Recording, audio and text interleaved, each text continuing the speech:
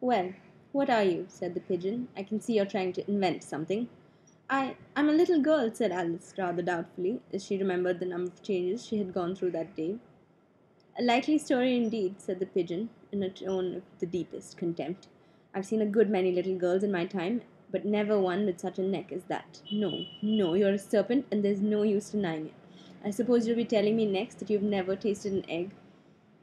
I have tasted eggs, certainly, said Alice, who was a very truthful child. But little girls eat eggs quite as much as serpents do, you know. I don't believe it, said the pigeon, but if they do, why? Then they're a kind of serpent, that's all I can say. This was a new idea to Alice, that she was quite silent for a minute or two, which gave the pigeon the opportunity of adding, You're looking for eggs, I know that well enough. And what does it matter to me whether you're a little girl or a serpent? It matters a good deal to me, said Alice hastily.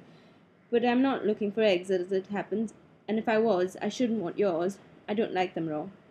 Well, be off then, said the bit pigeon in a sulky tone, as it settled down again into its nest. Alice crouched deep down among the trees as well as she could, for her neck kept getting entangled among the branches, and every now and then she had to stop and untwist it.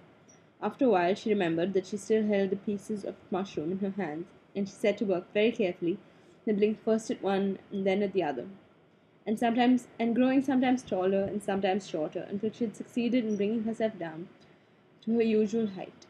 It was so long since she had been anything near the right size that it felt quite strange at first, but she got used to it in a few minutes, and began talking to herself, as usual. Come, that's half my plan done now. How puzzling all these changes are. I'm never sure what I'm going to be from one minute to another. However, I've got back to my right size. The next thing is to get into that beautiful garden. How is that to be done, I wonder? And as she said this, she came suddenly upon an open place with a little house in it about 4 feet high. Whoever lives here, thought Alice, it'll never do to come upon them this size. Why, I should frighten them out of their wits. So she began nibbling at the right hand bit again, and did not venture to go near the house till she had brought herself down to 9 inches high. The end of chapter.